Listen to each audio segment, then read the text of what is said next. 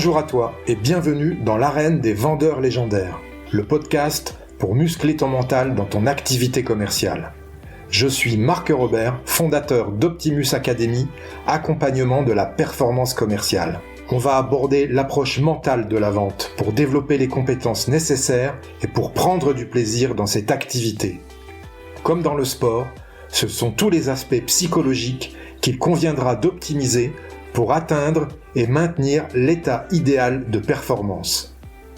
Je t'invite à t'abonner, à partager et surtout à noter 5 sur 5 ce podcast pour le faire connaître à tous ceux qui veulent développer leur plein potentiel dans la vente.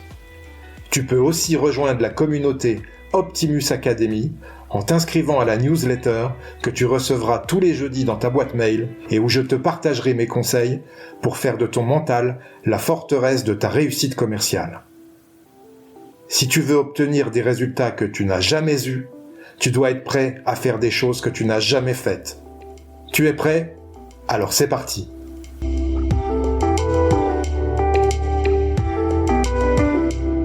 Aujourd'hui, pour ce 12e épisode du podcast L'arène des vendeurs légendaires, j'ai le plaisir de recevoir Delphine Barea du site capatena.fr. Bonjour Delphine. Bonjour Marc. Est-ce que tu peux te présenter s'il te plaît pour nos auditeurs ? Oui, alors je suis donc, comme tu l'as dit, Delphine Barea, je suis la fondatrice de la société Capatena. Donc ça c'est, on va dire, pour le côté public. Pour le côté un petit peu plus privé, je suis donc une femme de 45 ans. J'ai un conjoint depuis un certain nombre d'années avec qui je m'entends très bien. Une fille qui a bientôt 15 ans, une ado géniale avec qui je m'éclate. Et puis voilà, j'ai également 2 gros chiens, 2 bosserons pour ceux qui connaissent, et 3 poules. Voilà. Et j'ai la chance de vivre dans le sud de la France, alors sud de Toulouse plutôt, dans une région où il fait bon vivre et où on est plutôt heureux en général. Effectivement, j'habite pas loin de chez toi, je suis à Carcassonne, donc on est voisins. Voilà, on est voisins. Et donc, tu as Capatena, c'est une activité de coaching pour les commerciaux, c'est ça ? Exactement, voilà. Alors Capatena, Cap, ça veut dire conseil, accompagnement, performance. Moi, je suis là pour accompagner les commerciaux vers la performance et ce que j'entends par là, c'est tout simplement l'atteinte et le dépassement de leurs objectifs. J'ai envie que les commerciaux se sentent bien et qu'ils soient en capacité de remplir les missions que les entreprises leur donnent et qu'ils soient surtout capables de dépasser ce qu'on leur demande pour que voilà ça roule pour eux et qu'ils soient bien. Ok. Comment fonctionne ton accompagnement commercial avec les commerciaux que tu suis ? En fait, je m'appuie sur un fonctionnement qui est sur 3 piliers principaux. Je fais donc du coaching puisque je suis coach certifié, coach professionnel certifié. Je fais du coaching, donc je vais vraiment prendre le commercial avec toutes ses problématiques et tous ses freins, tous ses points forts, et on va travailler dessus pour lui permettre de dépasser ce qui le dérange, ce qui l'empêche d'être meilleur, et puis maximiser les points forts qu'il peut avoir. Et les renforcer. Donc il y a une forte part de coaching, il y a une part de mentorat puisque je l'ai pas dit en me présentant, mais j'ai 20 ans d'expérience moi dans le commerce. Alors c'était beaucoup dans le commerce IT, mais c'est du commerce. Donc j'ai 20 années d'expérience derrière moi qui me permettent quand même de guider plus précisément un commercial qui en aurait besoin sur une façon de faire pour qu'il puisse être mieux dans son activité. Et ça s'accompagne également, donc troisième pilier, de formation et d'outils type tableau de bord qui leur permettent de piloter leur activité de manière sereine. D'accord, ok. Tu interviens essentiellement en région toulousaine ou en région Occitanie plus largement ? Oui, voilà, c'est ça, région Occitanie. Donc généralement, les entreprises que j'accompagne ont leur siège social plutôt en région toulousaine. Et après, les commerciaux peuvent être un petit peu partout, puisqu'ils peuvent avoir des agences un peu partout en France. Je reste dans tout ce qui est francophone. Les dernières années nous ont prouvé qu'on est capable de travailler à distance très facilement. Donc, je me déplace pas trop en région toulousaine, mais en région parisienne, pardon. Mais je vais plutôt travailler par visio de manière à être présente pour le commercial et l'aider à maximiser ses points forts, l'aider à être meilleur dans ce qu'il fait. C'est sur des forces commerciales de combien de commerciaux que tu interviens? En général, c'est entre 3, 4, plutôt 5 commerciaux. J'interviens plutôt sur des forces de 5 commerciaux. Ça peut aller jusqu'à 10, mais là, c'est vraiment plus particulier. Ça va être plus de la formation pure. Parce que le coaching, ça demande quand même beaucoup de temps, beaucoup d'énergie, beaucoup de temps passé avec la personne individuellement. Et donc, quand on a une grosse équipe, c'est plus compliqué à faire. Donc là, je vais plutôt agir avec de la formation pure. Ok. Et comment tu trouves tes clients? Alors, souvent, c'est eux qui me trouvent. Donc voilà, les clients peuvent me trouver eux-mêmes direct parce que je suis assez présente maintenant sur LinkedIn. Je démarche aussi, je fais moi-même de la prospection. Hein, je suis comme tous les commerciaux, je dois prospecter pour aussi trouver mes clients. Donc je fais du démarchage. J'ai activé aussi tout le réseau que je pouvais avoir avant de monter Capatena. Donc les entreprises avec lesquelles je travaillais, j'ai réactivé tout mon réseau une fois que j'ai monté la structure et voilà, et puis les amis d'amis, et puis le bouche à oreille, et puis des clients satisfaits qui me recommandent. D'accord. On va revenir un petit peu au début de ta carrière et est-ce que tu peux me dire comment tu es arrivé au métier de commercial? Alors moi au départ et depuis que j'étais très très jeune, je me destinais à être professeur des écoles. Donc j'ai fait des études dans ce sens-là, j'ai une licence d'histoire, voilà, très logique hein, pour la suite. Et en fait, quand après avoir fait ma licence, j'ai donc passé des concours pour être professeur des écoles. Et l'été où j'ai passé ces concours-là, j'ai réalisé que c'était plus un rêve d'enfant qu'une vraie ambition de carrière. Et donc là, je me suis posé les vraies questions, qu'est-ce que j'avais réellement envie de faire, et le métier de commercial m'a apparu comme étant quelque chose d'intéressant pour moi, qui me titillait en fait. J'avais envie de voir un peu ce que je pouvais donner là-dedans, et donc j'ai intégré une école de commerce sur Toulouse, et voilà, j'ai commencé à travailler en alternance, à la fois dans l'école de commerce et à l'époque chez Mercedes comme commercial. Et voilà, et ça m'a permis de me lancer. Et ensuite, j'ai postulé dans des entreprises et j'ai été commercial. Ok, ça a été une révélation, le passage de prof d'histoire, enfin de prof des écoles, éventuellement avec ta licence d'histoire, ouais. Et vers le commercial, comme ça. Une révélation. Oui. Ouais, ça peut paraître un peu étonnant, mais je pense que ça venait aussi de l'entourage que j'avais, des gens avec qui je discutais à l'époque, et oui, en fait, quand j'ai réfléchi à quelles étaient mes compétences et comment je pouvais me mettre en avant dans une entreprise, voilà, commercial, ça m'a paru comme étant un métier qui pouvait m'aller bien. J'ai fait un bilan de compétences, et c'est aussi ce qui en est ressorti. Donc ça m'a conforté dans cette idée-là, et c'est comme ça que j'ai intégré l'école de commerce dans laquelle j'ai fait mes études. C'est assez impressionnant ton parcours, puisque ça ressemble aussi au parcours de Arthur Naudion que j'ai reçu dans l'épisode numéro 7 ou numéro 7 je crois, ouais. qui était voué à devenir avocat, et au moment du passage du concours, il a complètement bifurqué, il est allé vers le commercial. Et toi, ouais. C'est au moment du passage du concours de professeur des écoles que tu as fait ça aussi. Ouais, c'est fou, exactement. C'est comme une prise de conscience. On se dit, ouais, tiens, j'ai brisé le cœur de ma mère, mais ouais. J'ai brisé le cœur de ma mère qui m'a dit, mais quand même, professeur des écoles, c'est un métier tellement bien pour une femme, tu pourrais être chez toi le mercredi pour s'occuper de tes enfants.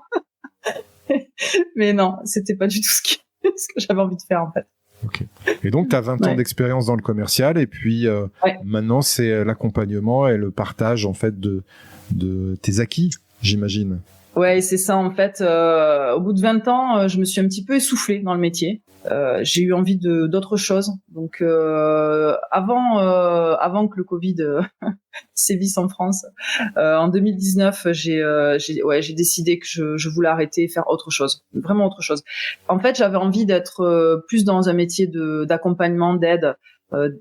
Alors d'écoute, ça on le retrouve dans le commerce bien entendu, mais j'avais envie de pouvoir, je sais pas, avoir plus de sens dans ce que je faisais et d'aider les gens autour de moi plutôt que simplement vendre des produits ou des services qui à ce moment-là je trouvais en plus ne me correspondaient plus vraiment. J'étais plus alignée avec ce que je pouvais faire et donc j'ai eu envie de changer et de faire quelque chose de radicalement différent. Donc là pareil, je me suis posé les bonnes questions et le coaching voilà, et pour moi était assez évident. C'était une évidence et donc pareil, même processus que quand j'avais une vingtaine d'années. J'ai intégré une école, j'ai fait une année d'études, puis j'ai passé une certification. J'ai écrit un mémoire sur le coaching des managers en management hybride. Donc très à la mode aujourd'hui. J'étais hier soir à une conférence là-dessus qui se tenait à Toulouse et voilà, et donc j'ai l'envie d'accompagner des personnes plutôt que d'être simplement dans la vente de services. Okay. Et puis après ça, j'ai réalisé également que finalement le commerce commençait à me manquer au bout d'un an.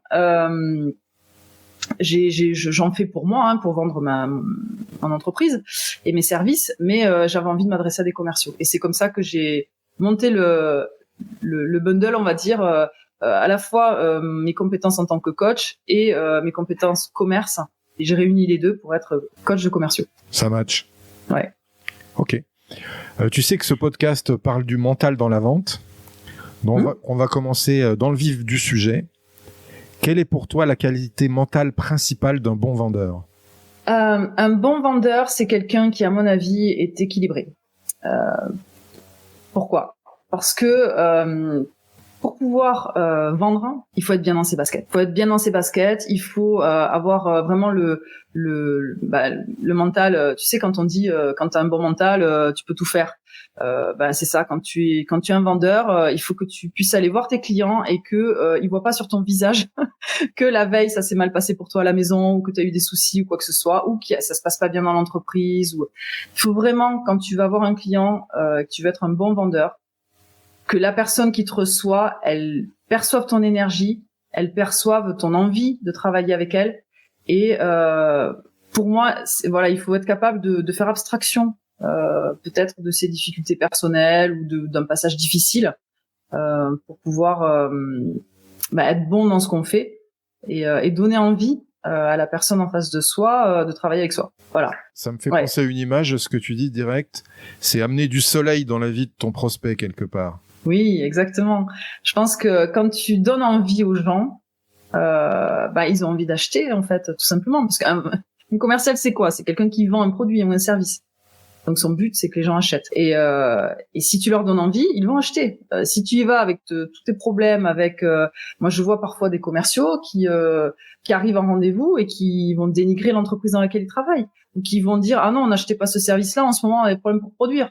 Non, ça fonctionne pas comme ça. Tu peux pas. Il y a des manières de faire, des manières de dire.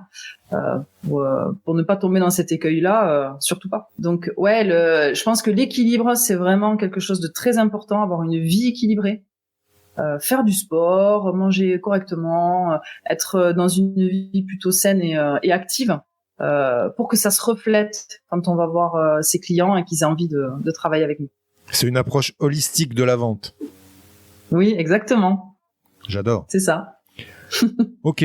Une question que j'aime beaucoup, que je pose à tous mes invités, c'est si tu devais résumer la vente en un verbe, quel serait-il ? S'adapter. Adapter, le verbe adapter, s'adapter. Un commercial, c'est quelqu'un qui doit être souple et qui doit être capable d'être suffisamment flexible pour s'adapter en permanence. On doit s'adapter à son interlocuteur. Parfois, on va tomber sur un patron qui a besoin d'être un peu guidé. Parfois, on va tomber sur un acheteur hyper strict. Et dans ces cas-là, il faut savoir comment lui parler. Parfois, on a des difficultés dans l'entreprise parce que, comme je le disais, tu vois, je pense particulièrement en ce moment aux vendeurs auto. Les pièces n'arrivent plus. On peut plus produire de voitures. Comment est-ce qu'ils font ? Ils doivent s'adapter, doivent adapter leur discours quand ils ont les clients qui viennent les voir. Donc je pense que l'adaptation, c'est la clé du commerce. Je suis d'accord avec toi. L'adaptation. Il y a une adaptation de ton énergie, il y a une adaptation de tes émotions et il y a une adaptation au contexte qui est très importante aussi. Absolument. Ouais. Ok. Les meilleurs commerciaux ont quelque chose à prouver. Que penses-tu de cette affirmation? Ça fait écho avec quelque chose qu'on m'a dit à moi il y a très longtemps, comme je me suis lancée justement dans l'école de commerce et que j'ai décidé de devenir commercial. Une personne de mon entourage qui était lui-même commercial depuis une vingtaine d'années m'a dit laisse tomber, c'est pas fait pour toi. Et cette phrase-là, elle a fait écho chez moi pendant les 20 années qui ont suivi. Mais vraiment, pendant 20 ans. C'était pas quotidien, mais très souvent quand je vendais un service, que j'avais un nouveau client, un nouveau grand compte qui signait avec moi, intérieurement je me disais tiens, ah bon, c'était pas fait pour moi. Donc j'avais peut-être pas quelque chose à prouver, mais en tous les cas j'avais envie de me dire qu'il avait tort. Donc ouais, les meilleurs commerciaux ont peut-être quelque chose à prouver. J'ai l'impression que souvent les commerciaux ont eu un parcours un peu compliqué avant de devenir commerciaux, et que ouais, peut-être qu'ils ont quelque chose à prouver. Oui. C'est possible. C'est souvent une revanche qu'ils peuvent avoir sur quelque chose, un traumatisme qu'ils peuvent avoir eu, et j'en ai vu beaucoup comme ça, qui avaient quelque chose à prouver. Ouais. Cette question est pas anodine à ce sujet. Ouais, je vois ça. Ok. Delphine, quels sont les fondamentaux du métier commercial selon toi? Les fondamentaux pour moi, il y en a 3. Il faut connaître les techniques de vente. C'est la base en fait. Il faut connaître les techniques de vente. Si on ne sait pas comment on s'y prend, difficile d'être un bon commercial. Et pour ça, deuxième fondamental, il faut être curieux. Il faut se renseigner, s'éduquer, se cultiver, à la fois sur ce que c'est que d'être vendeur, d'être commercial, sur les techniques de vente, mais aussi sur les services que l'on vend, les produits. C'est-à-dire pas se contenter d'avoir un brief fait par l'entreprise et puis après voilà on y va et c'est tout. Il faut être curieux de ce qu'on vend, curieux des clients chez qui on va. Et pour moi ça c'est vraiment fondamental. Donc là j'en ai cité 2. Et le troisième c'est le savoir-être en fait. Il y a le savoir-faire et le savoir-être. Si vous êtes un commercial qui est super bon techniquement, qui connaît très bien ses produits, ses services, mais quand il invite son client à déjeuner, se comporte vraiment comme un malotru, je suis désolée mais ça le fait pas. Voilà. Et donc pour moi le savoir-être c'est très important également. Ok. Quelles sont tes valeurs dans ton activité commerciale? Travail. Je dirais. Ouais, non, principalement le travail. Je crois que vraiment un commercial, loin des idées reçues qu'on peut avoir quand on fait pas ce métier, un commercial est quelqu'un qui doit énormément travailler. Donc moi, c'est une valeur que je porte, qu'on m'a inculquée et que je porte, qui est importante pour moi. Ensuite, je dirais qu'il y a le respect. La bienveillance et le respect. Quand on est commercial et qu'on a un client, on se doit de respecter son client, de lui vendre un produit ou un service qui correspond réellement à ce qui va pouvoir aider le client, ce dont il a besoin. On n'est pas là pour lui vendre à tout prix quelque chose. Et puis après, on s'en va et puis c'est fini quoi. J'espère que ce temps-là est révolu des commerciaux qui faisaient ça parce que c'est absolument catastrophique. Donc pour moi, le respect et la bienveillance sont 2 valeurs qu'il faut avoir quand on est commercial. En tout cas, moi, elles font partie de mes valeurs. Oui, on veut plus de mercenaires dans ce métier commercial. Ouais. Tu sais comment je les appelle moi? Les commerciaux comme ça. Vas-y. Les commerciaux Attila en fait. Tu connais le principe d'Attila? Oui, c'est ça, la politique de la terre brûlée. C'est ça, exactement. Là où il passe, l'herbe ne repousse plus. Les commerciaux qui vendent à l'arraché, et qui vont avec leur bagou et qui, papa out, le client arrive à signer un bon de commande et puis au final, quand il faut produire, souvent en plus c'est des choses, qui ne correspondent pas à ce que fait l'entreprise. Enfin, ça pose beaucoup de problèmes. Et derrière, on peut pas retourner voir le client, quoi, parce que le commercial, il est grillé chez le client. Et donc ça, pour moi, c'est quelque chose qu'il faut absolument éviter. Et les mercenaires, comme tu dis, ça c'est à proscrire complètement. Je revenais aussi sur ce que tu disais au niveau du travail. Je suis d'accord avec toi parce que pour avoir travaillé avec des commerciaux dans des flottes commerciales, on va dire, et accompagner des commerciaux aussi, beaucoup de commerciaux qui ont un certain talent pensent que seul le talent leur suffit et ils pensent pas à travailler derrière en fait. Donc ils font des coups tout simplement mais ils sont pas réguliers. Oui, c'est ça. Ben oui. Et alors que le travail, et justement, c'est dommage parce que ces commerciaux comme ça qui ont un certain talent, pour qui c'est un peu plus inné, on va dire, la vente est plus facile. Il suffirait qu'ils travaillent un tout petit peu et ça leur permettrait d'assurer des ventes toute l'année, des revenus fantastiques. Enfin, voilà. Mais souvent ils font justement que des coups et ouais, c'est un peu dommage. Ouais, c'est ça. Ils se reposent sur leur acquis, leurs acquis, tout simplement. Ok. Au niveau du mental, d'ailleurs, Delphine, à ton avis, quel est le pourcentage de part du mental dans la réussite d'un commercial? Je dirais bien, pour moi, 70%. Pour moi, le mental, c'est énorme. Énorme. À partir du moment où on a le mental, où on est quelqu'un de volontaire, qui a envie de gagner, qui a ce vrai mental de commercial, mais tout découle de ça, en fait. Déjà, le client, il est volontaire, il a envie de travailler avec vous.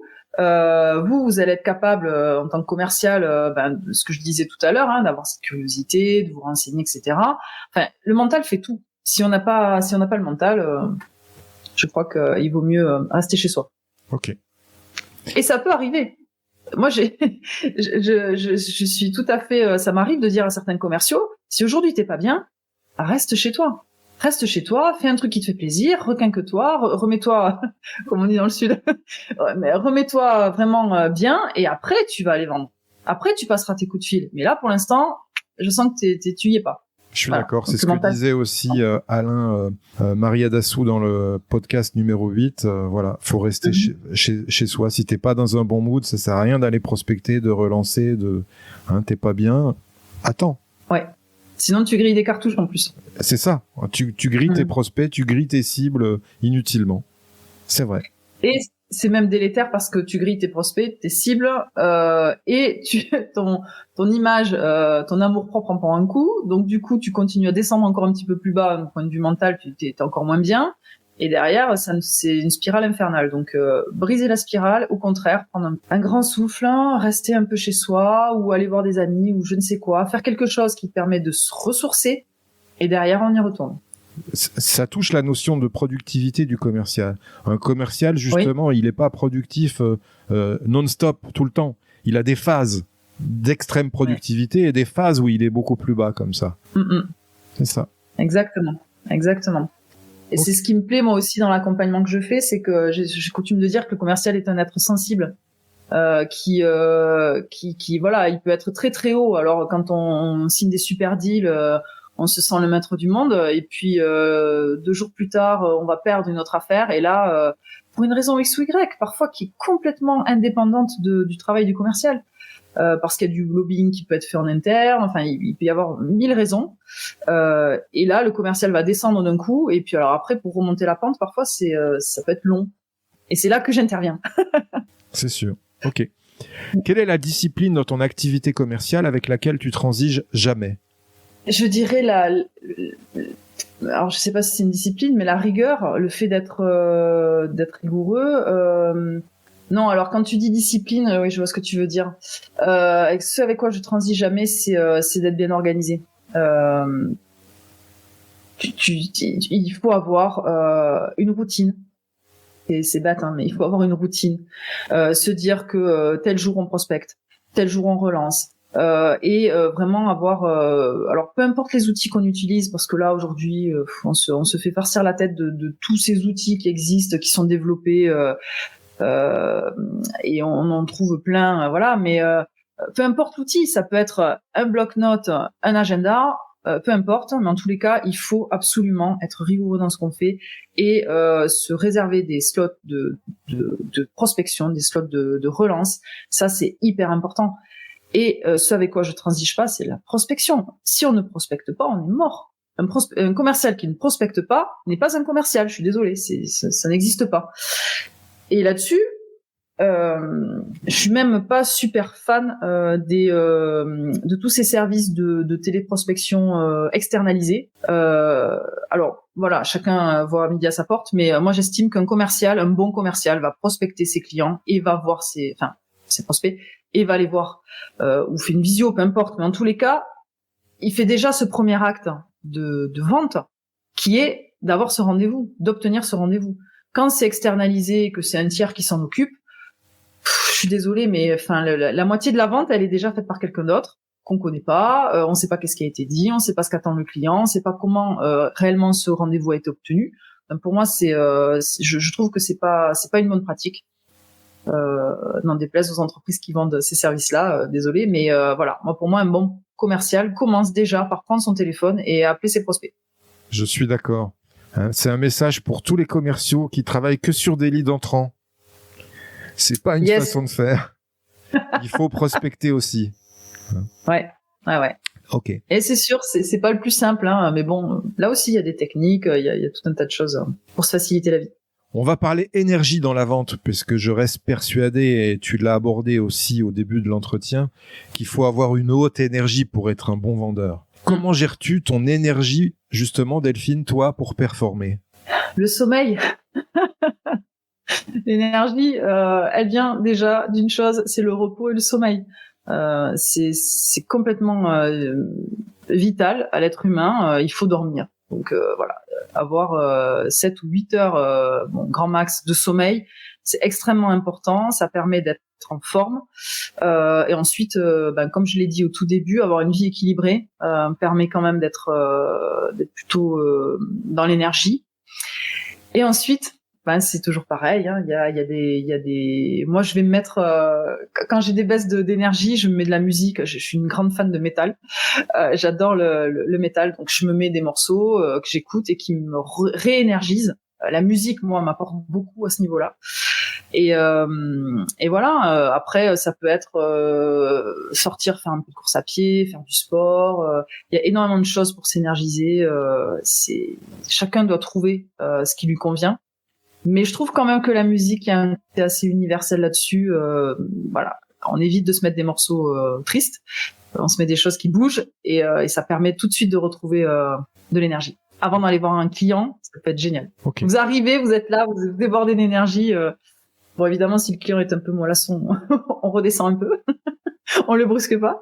Mais ouais, ça apporte beaucoup. C'est ce que tu disais. S'adapter aussi, savoir s'adapter. Yes. Tout à fait. C'est pour ça. On se synchronise avec la personne que l'on a en face de soi. On évite de le brusquer si on est trop plein d'énergie. On se calme un peu. Mais quand même, on peut avoir de l'énergie tout en étant calme. Et le sport aussi, hein, tu le dis, le sport, c'est quand même une base pour bien gérer son énergie. Hein. Ouais, tout à fait. Pour se donner confiance aussi. C'est important. Ouais, absolument. Ok. Delphine, pour toi, qu'est-ce que c'est une vente parfaite ? Une vente parfaite, ça va être une vente qui peut-être n'était pas gagnée dès le départ, où il y a un petit peu d'enjeu. Le côté parfait, ça va être plutôt parce que on a envie de gagner, et quand le client il dit que c'est ok et qu'on a le deal, c'est vraiment de se dire waouh, j'y suis arrivé, c'est bon, j'avais tout mis en œuvre et ça a fonctionné et c'est top. Et ça, mais qu'est-ce que ça fait du bien au moral. Et en plus, derrière, on peut analyser qu'est-ce qui a fonctionné et on va reproduire et voilà, ça permet de gagner d'autres deals. Donc voilà, pour moi, une vente parfaite, c'est pas forcément une vente qui était gagnée au départ, pas une vente facile. C'est une vente où il y a un petit peu de challenge. Ok, excellent. D'un point de vue commercial, quelle est ta définition du succès ? Ma définition du succès. Pour moi, un commercial qui a du succès, c'est un commercial qui va pouvoir, qui mène bien son affaire, donc c'est-à-dire qu'il sait se gérer, il est autonome et il va gagner des deals avec ses clients et ensuite il sera capable de retourner voir ses clients, d'avoir un suivi, de les fidéliser. Voilà, un commercial qui a du succès, c'est un commercial qui vend mais qui fidélise ses clients. Voilà. C'est pas juste un commercial qui vend. Là, j'insiste là-dessus. Encore une fois, les mercenaires, on n'en veut plus. C'est ça. Olivier Guérin, que j'ai interviewé dans l'épisode numéro 3, dit « La signature d'une affaire, c'est l'ouverture d'une relation ». Ouais. J'aime beaucoup ça. Ouais. Je me dis toujours, moi, quand je vois des prospects, probablement des nouveaux copains que je me fais, en fait. Bon, ça permet un peu de dédramatiser le contexte vente. Okay. C'est dire, on va se faire des nouveaux potes.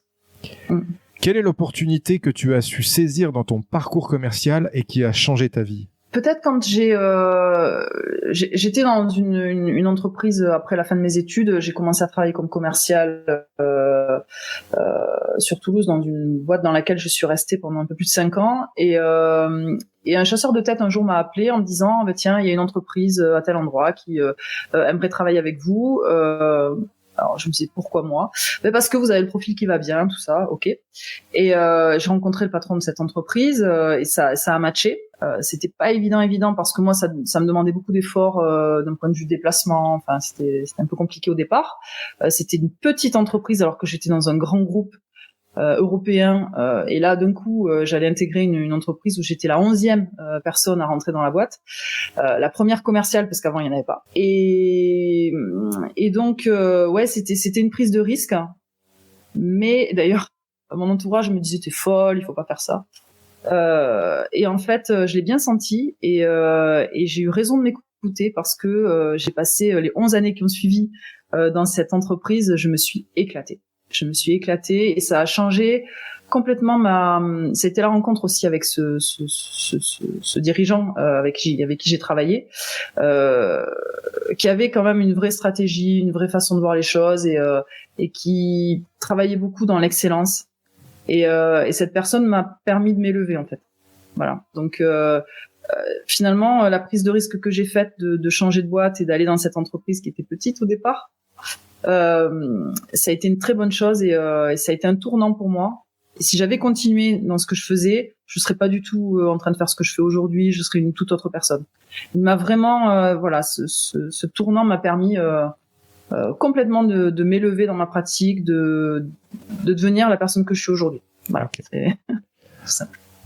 À ce sujet, quel est le meilleur conseil qu'on t'ait donné dans ta carrière?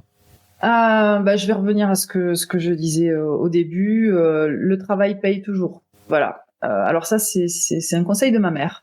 Tout simplement. Le travail paye toujours. Quand on travaille, on récolte les fruits de son travail. Ça n'existe pas de travailler et de n'avoir aucun retour. Ou alors c'est que, enfin, je sais pas, on est dans la 4e dimension. Le travail paye toujours. C'est obligé. Okay. Quelle est selon toi, Delphine, ta plus grande qualité commerciale qui te rend unique, authentique et non normée? Alors je sais pas si ça me rend unique, mais j'ai un certain sens de l'humour. Un certain sens de l'humour. Alors ça s'entend peut-être pas aujourd'hui, mais en tous les cas, j'ai un peu d'humour et j'hésite. Enfin voilà, il m'est arrivé de faire des rendez-vous avec. J'ai fait toute une série de rendez-vous avec des banquiers sur Paris, donc un grand groupe bancaire.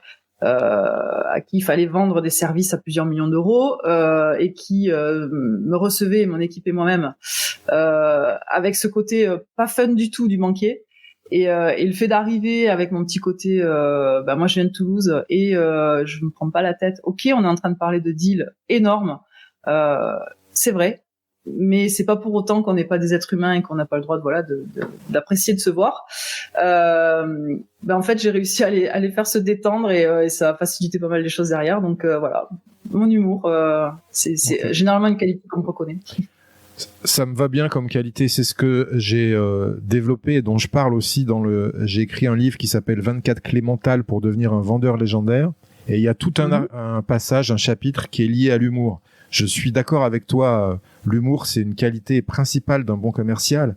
Et en tous les cas, à niveau de valeur équivalente, le client, il va choisir celui qui l'aura enthousiasmé, qui l'aura fait rire, la plupart du temps. Eh oui, ouais.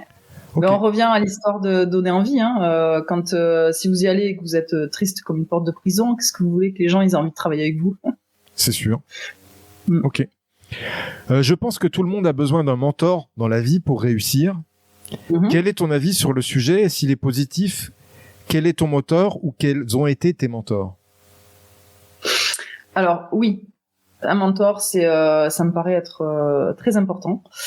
Ça permet d'avoir finalement une vision, d'avoir un cap, d'avoir un objectif à atteindre en se disant voilà, cette personne-là vraiment elle m'inspire. J'aimerais être un tout petit peu comme elle ou être complètement comme elle, ça dépend du niveau. Mais oui, un mentor, ça me paraît essentiel. Moi, aujourd'hui, j'ai un mentor pour ce qui est du développement de mon activité d'entrepreneur. Et ce mentor, c'est mon conjoint, puisqu'il est, il est lui-même chef d'entreprise depuis ses 22 ans, et c'est quelqu'un qui a beaucoup de succès dans ce qu'il fait. Donc voilà, il me guide et je l'écoute. Parfois c'est compliqué parce qu'il me dit des choses que j'ai pas envie d'entendre, mais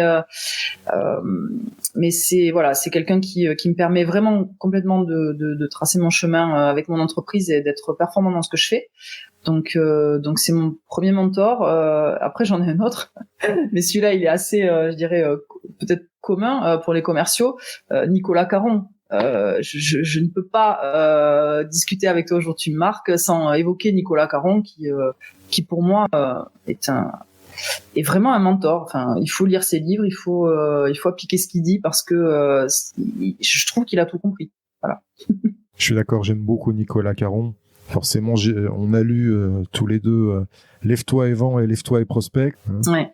Je pense que tout commercial qui se respecte devrait lire ces deux livres. Il y en a un troisième en préparation, donc moi j'ai hâte de l'avoir. Et il a tout compris. D'accord. On va parler maintenant des émotions et de la gestion des émotions primordiales dans l'acte de vente. Est-ce que tu as une stratégie particulière à partager avec nos auditeurs pour gérer par exemple la pression des résultats ou gérer tes émotions pendant l'entretien de vente ? Moi, je pense que quand on est commercial et qu'on est en rendez-vous, quelque part, on endosse un rôle. On doit jouer un rôle en tant que commercial. En fonction de la personne que l'on a en face de soi, on s'adapte à la personne et on a donc ce rôle à jouer qui est de représenter l'entreprise pour laquelle on travaille et qui est de vendre un service. Pour ça, effectivement, on va ressentir des émotions. Parfois, il y a la peur, l'angoisse, le stress, l'excitation. Quand on sent que la personne elle est prête à signer, mais que c'est pas encore tout à fait sûr, il faut faire attention à la manière dont on se comporte pour pas la braquer. Enfin, il y a tout un tas de choses, tout un tas d'émotions qui peuvent nous traverser pendant les rendez-vous. Mais je pense qu'à partir du moment où on se dit qu'on a ce rôle de commercial, de représentation de l'entreprise, ça permet quand même un petit peu de réguler ces émotions qu'on peut ressentir parce que on joue un rôle. Comme quelqu'un qui est au théâtre et qui joue un rôle. Alors il faut pas surjouer, on n'est pas en train de on n'est pas chez Molière, c'est pas l'idée du tout, mais se mettre dans la peau du commercial qui vend, qui a du succès et vraiment se dire qu'on l'incarne. Et à partir du moment où on se met dans ce truc-là, dans ce mode de pensée-là, dans ce mental-là, ça permet quand même de réguler ces émotions qu'on peut ressentir. Tout à fait, c'est exactement ça. On se met dans un rôle avec une émotion assez neutre, on va dire, pour pouvoir incarner vraiment le commercial qui est là pour aider son prospect. Ouais. Ok. Exactement. Qui apporte une solution au prospect qui va lui permettre d'être mieux dans son business. Donc on incarne ce rôle-là et du coup quand on joue un rôle, les émotions elles sont un peu en arrière-plan. Et après c'est vrai que les émotions il faut les traiter, mais pour ça on peut avoir recours à des coachs tout simplement, mais les traiter avant et après. Pendant, c'est plus le moment d'avoir des émotions, c'est le moment d'être concentré sur son client et d'être focus sur son client surtout. Voilà, j'aime beaucoup cette approche où vraiment on distingue qui on est vraiment de qui on paraît quelque part. C'est ça? C'est ça. J'aime beaucoup cette approche. Exactement. Effectivement, ça fait le distinguo entre les deux. Et en faisant ça, on met ses émotions à l'extérieur. Tu as raison, Delphine. Tout à fait. Ça, c'est un bon tips. Ah. Merci pour ce tips. C'est vraiment intéressant de comprendre ça. De se mettre à l'écart de son émotion pour pouvoir se concentrer sur son prospect. Comme l'acteur qui joue un rôle sur le moment. Tout à fait. Ok. Est-ce que tu as un dialogue intérieur qui tourne quand tu rates une vente? Dialogue intérieur, ça va être ok, ça l'a pas fait. Dans tout ce qui m'arrive, dans tout ce qui arrive, il y a toujours une raison et il y a toujours un cadeau. Aujourd'hui, j'ai raté ce deal, mais il y a un cadeau derrière. Quel est le cadeau? Alors le cadeau, il n'est pas pour l'entreprise parce que dommage, on n'a pas vendu nos services. Mais en tous les cas, pour le commercial, il y a toujours un cadeau. Le cadeau, ça va être peut-être de comprendre pourquoi on n'a pas vendu. Peut-être qu'en fait on n'a pas été bon, peut-être qu'on n'a pas fait ce qu'il fallait, peut-être que le service n'était pas adapté, peut-être que le cadeau c'est qu'en fait le client en question c'était pas un client pour nous. Ça c'est important aussi de comprendre ça. Tous les clients ne sont pas faits pour nous et on n'est pas fait pour tous les clients. Et il vaut mieux rater un deal, et tant pis si on n'a pas ce deal-là avec le client, on l'a pas, plutôt que de gagner un deal à tout prix et qu'au final on se retrouve empêtré dans une relation avec un client où on ne peut pas satisfaire ses demandes, où on ne peut pas, on va pas être bon dans ce qu'on va faire pour lui, ou que le client va être ultra pénible et hyper chronophage, et voilà. Donc il y a toujours un cadeau dans ce qui nous arrive dans la vie. Il faut juste le chercher et le comprendre et le décrypter. Et parfois on comprend pas tout de suite, ça arrive un peu plus tard, mais ouais, il y a toujours un cadeau. Donc c'est ce que je me dis. Si je rate un deal, je me dis ok, dommage, mais c'est quoi le cadeau? Ok, bien, bonne approche, on reste positif, on se projette sur l'avenir. Yes. C'est bon ça. Qu'est-ce que ça évoque pour toi, la résilience du commercial? Ça va avec exactement ce que je viens de dire, c'est que en fait quand un commercial est résilient, s'il doit être résilient, c'est qu'il lui arrive un pépin, quelque chose s'est pas passé comme il voulait, et donc tout simplement apprendre à rebondir et à se remettre en condition pour repartir au combat, parce que la vente quand même il y a un petit côté combat, repartir au combat, repartir au travail, et pas se laisser abattre quand quelque chose s'est pas passé comme on voulait. Je suis d'accord. Il y a un côté, surtout moi qui suis ancien sportif, il y a un côté ring, oui. Il y a un côté combat. Je suis une ancienne sportive aussi, donc c'est vrai que ça me parle pas mal, ouais. D'accord. C'est pour ça que j'appelle ça l'arène des vendeurs légendaires, le podcast, puisque pour moi tu rentres dans une arène pour entrer en combat quelque part. Tu sais, mon entreprise s'appelle Cap Athéna, donc, et Athéna, c'est la déesse de la guerre et de la sagesse et de la stratégie. Et donc, c'est ce qui me plaît, en fait, c'est que dans la vente, c'est à la fois un combat, mais qu'on doit mener avec sagesse et stratégie pour pouvoir le gagner, et que tout le monde en ressorte vainqueur, en fait. L'idée, c'est pas d'abattre son adversaire, de rétamer son client. On n'est pas là pour ça. Bien au contraire, ça doit être du gagnant-gagnant, mais pour ça il faut un peu de sagesse et de stratégie pour que tout le monde soit content. Ah, c'est joli le triptyque de l'entreprise, le combat, la sagesse et la stratégie. J'aime beaucoup.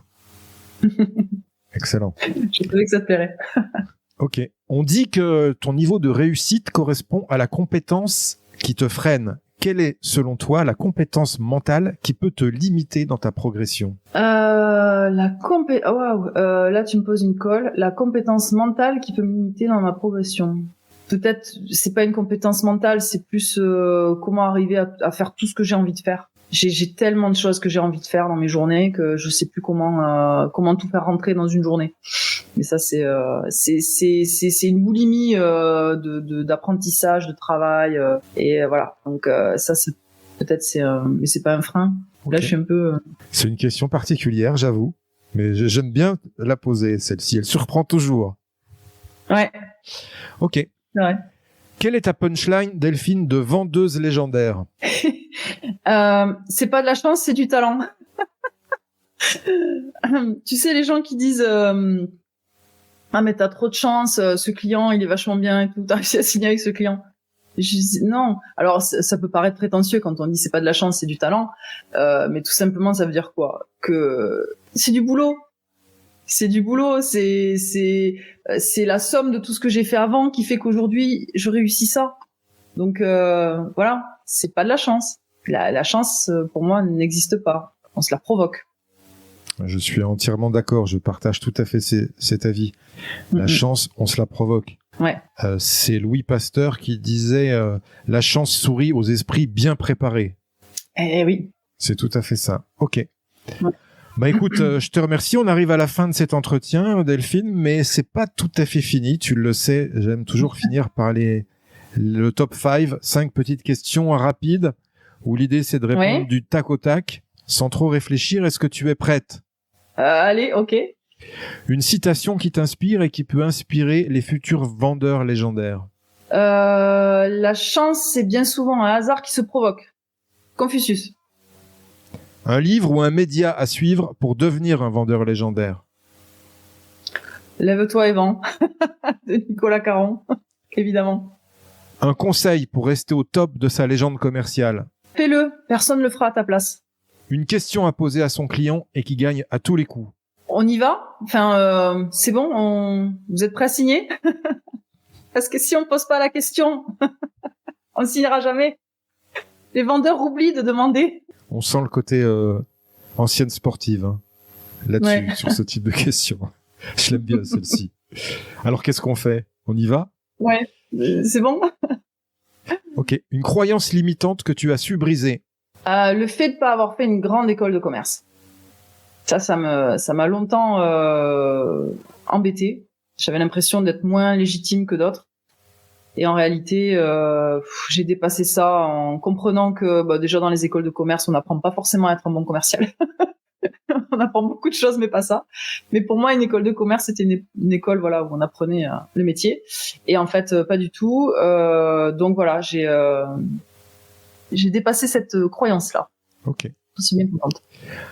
Avant de se dire au revoir, Delphine, est-ce que tu as un invité à me recommander qui a su développer un mental fort dans son domaine commercial et qui pourrait inspirer nos auditeurs? Oui, je pense à Guy Delannoy. C'est quelqu'un qui fait de la formation commerciale, qui a été un excellent commercial pendant très longtemps et qui depuis est devenu formateur, qui est très inspirant et rien que de parler 2 minutes avec lui déjà on apprend plein de choses, donc voilà, je te recommande Guy Delannoy. Ok, je le contacterai, on le trouve sur LinkedIn je suppose? Absolument, oui, je te donnerai les coordonnées. Ok. Où on peut te retrouver, Delphine? Alors sur le site cap-athena.fr et sur LinkedIn, Delphine Barea, voilà, vous tomberez sur moi. Ok. Je te remercie pour cet échange, c'était enrichissant. Et il y a plein de choses à picorer comme ça pour les commerciaux qui vont permettre d'améliorer leurs résultats et leurs performances. C'était l'objectif. J'espère. Oui. Je te remercie en tous les cas, Delphine. À bientôt. Bonne continuation dans toutes tes activités. Merci Marc. Merci. À bientôt. Au revoir. Merci à toi, cher auditeur, d'avoir suivi l'épisode jusqu'au bout.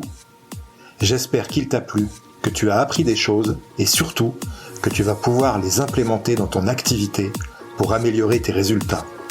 Pense bien à noter 5 sur 5 ce podcast sur ta plateforme d'écoute et à le partager. Je te dis à bientôt pour le prochain épisode. Mentalement fort, we'll be back.